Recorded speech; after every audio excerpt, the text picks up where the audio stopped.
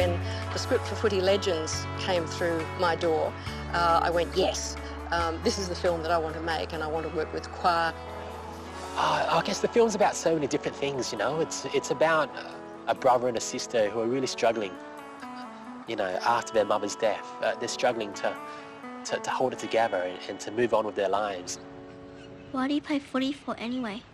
Because it's fun. Because when you play, people like you. You want to hold Brittany? Brittany.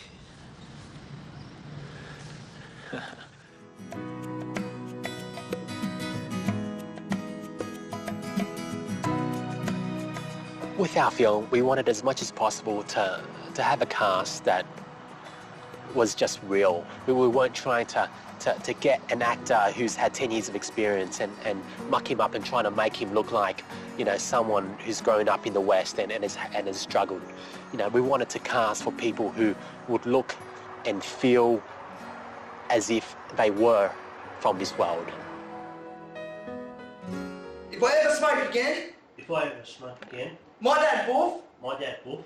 Will kick me with his footy boots. Will kick me with his footy boots. In my nuts. In my nuts. And it will really hurt. And it will really hurt. Like this. It was very important for us during the pre-production and the production process to ensure that the look of the film and the look of the characters and the nature of the performances was very true to that originating inspiration for the film.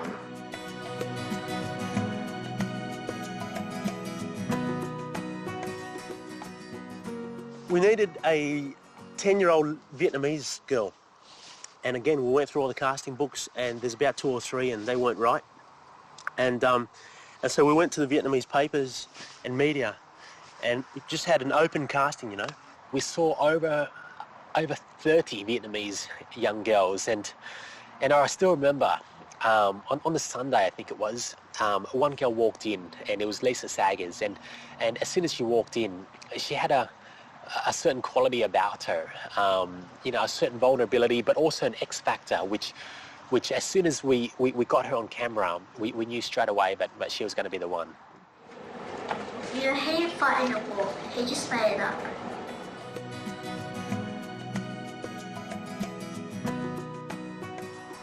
Luke's kind of like a kid in a grown man's body.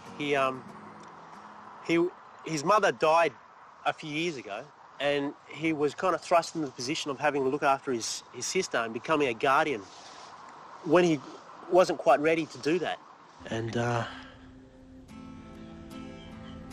an excellent brother, Your Honour. Sometimes I don't. Sometimes I stuff up, but mostly I'm an excellent brother. My character's name's Wolf Tui, who was their team kicker for their high school football team. Wolf seemed to have lost the plot and got onto drugs and, yeah, abused drugs, alcohol, stuff like that. The past 10 years, man, I've done it all. I've done coke, ease, gear, and trust me, nothing comes close to playing football, man. My character is Shane McDonald. I play myself in the movie. Footy Legends is about a group of young guys down on their luck, and basically they get back together and start playing football again.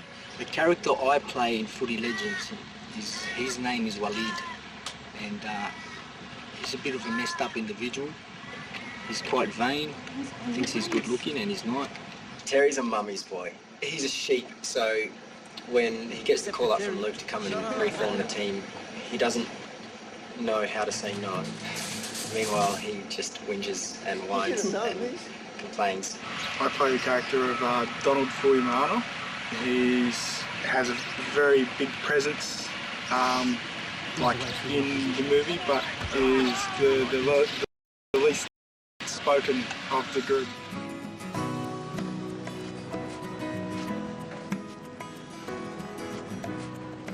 The role I play, Alison, is a DOCS social worker, and she's she could be portrayed, I guess, as the bad guy in the movie because she threatens Luke's relationship with his sister Anne, and threatens to take her to a refuge or put her in a foster home because externally it appears that she's being neglected.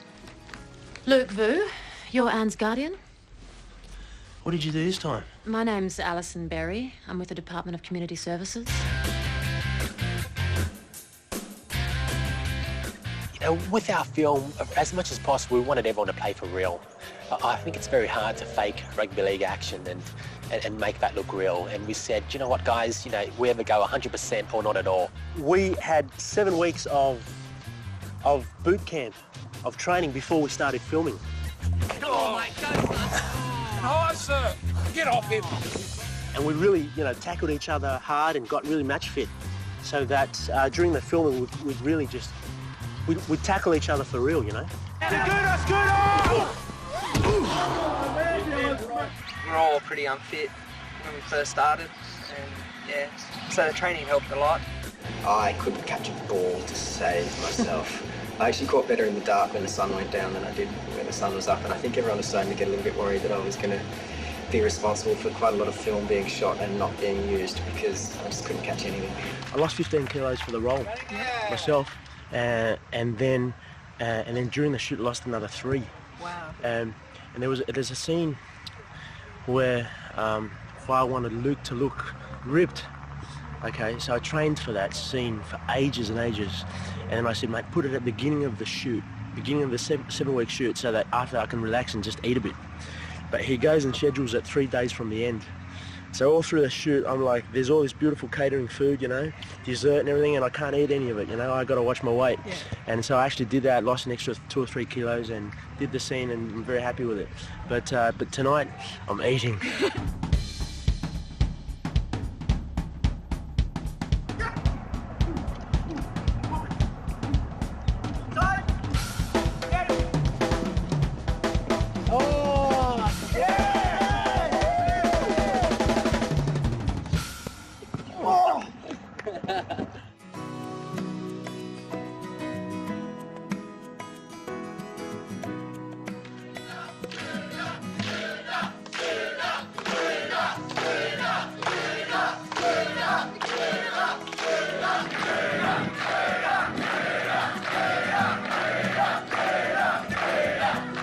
Get 6 or 7 boys together, then give them 5 footballs to kick around expensive camera equipment, and ask them to concentrate.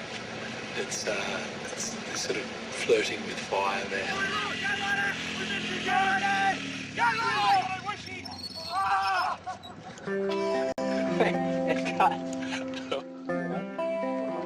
Footy Legends, it's a story about a young man who's trying to save his family. But I guess it's also a story about a group of individuals who are kind of just drifting in their lives and not really going anywhere. And then one day they find a football competition, which I guess is a way for them to go somewhere with their lives. Like Rod, I feel like the coach on the sideline, you know. It's like Origin, you know. It's like Origin. Okay, this way. Let's go. Wishy, hit up. Rod, hit up on your right. I'd say Footy Legends was about a marginalised group of misfits who are kind of have lost their way and find their way all together, help each other.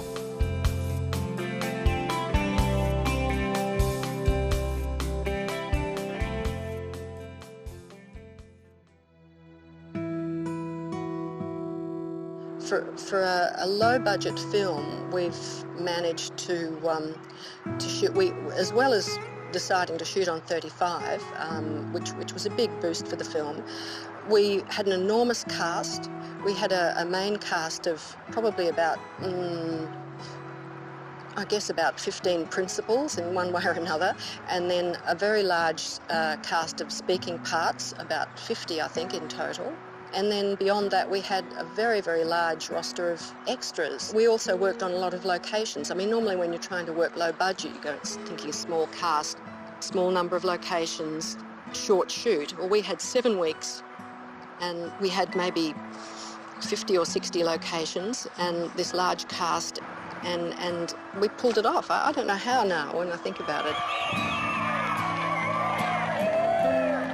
Yeah, we wanted this huge final game in front of a packed stadium, you know, and we had the money to hire like something like 30 or so extras, and that would be impossible to make that pack fill in the stadium.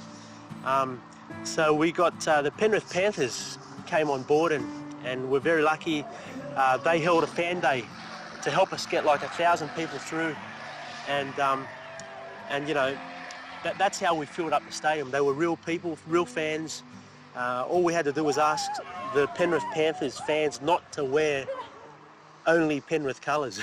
Otherwise, this sort of stadium of fans that was supposed to go for all these teams would be all wearing, you know, your purple and green and black Penrith colours.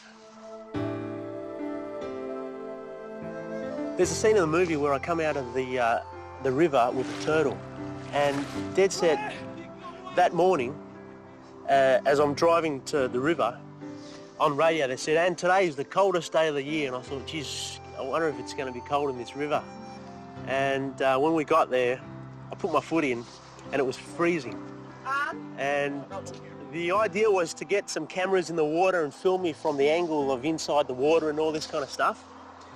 And when one of the camera guys stepped in, he stepped in the water and he said, actually, I think this shot would be better shot from land.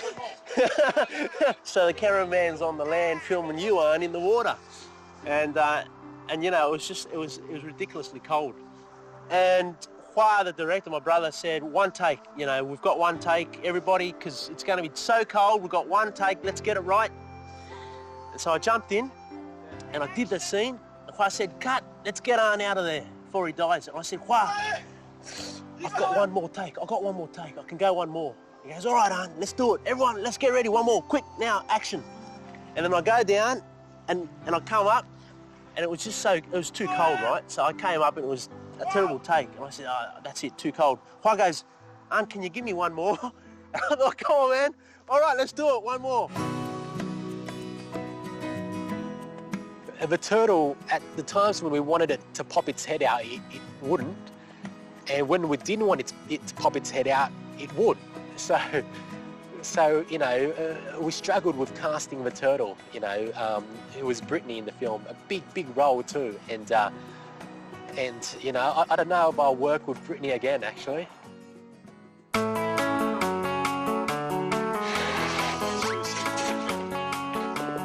I want the afternoon off.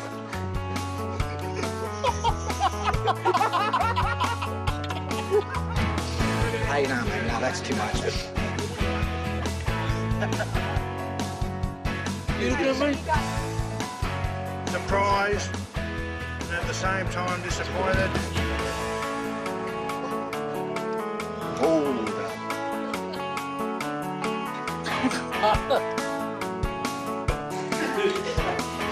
Excuse me? Do you sell like really big bread rolls? No, I just sold the last one. Sorry. But heaps and heaps of sauce.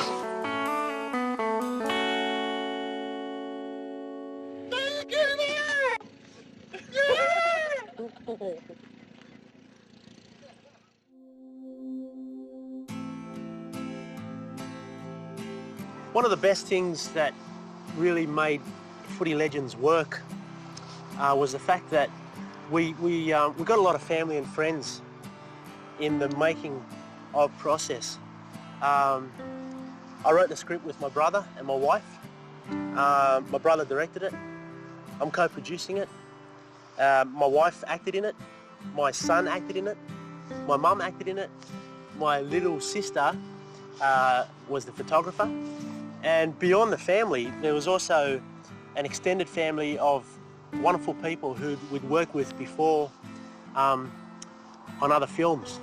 And what happens then is that you sort of, you go the extra mile for family, you know. Mum made a bunch of these belts because we'll all be wearing footy shorts, and if you hang like a heavy mic pack on it, as we run, it'll probably go down and be in our underwear. So Mum made a bunch of these for us, you know, hide the mic packs. Thanks, Mum. Nick Meredith, giant sausage. Studied sausages. I'm a vegetarian. It's a big role for me.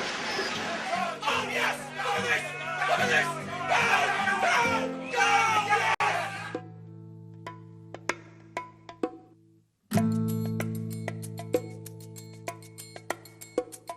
Will it be the Snags from Drummoyne, the Surfies from Cronulla, or, of course, will it be Billy Major, who...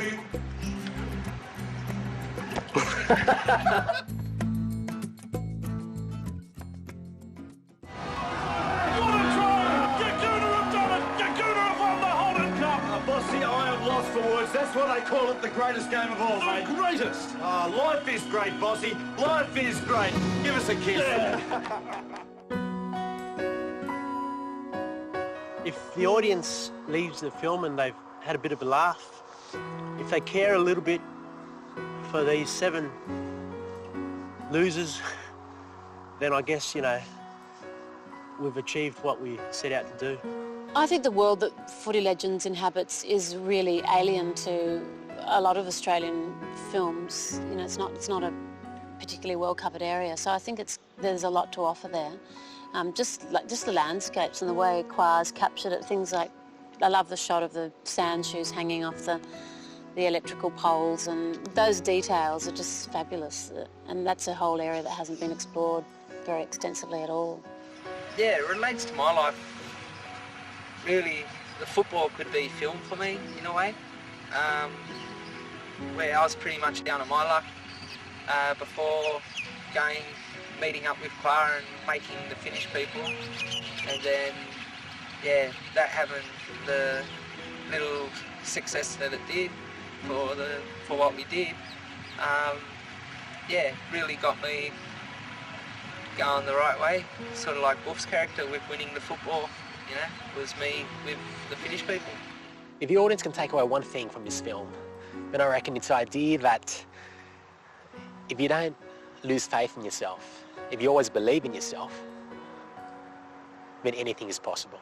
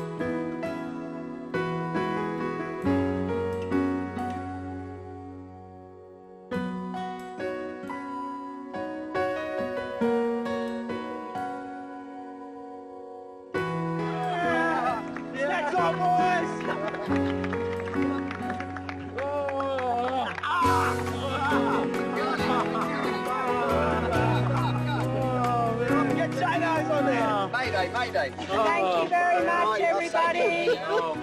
Sender Principal Photography, Footy Legends 2005. The real legends. Thanks, everyone. Thank you very much.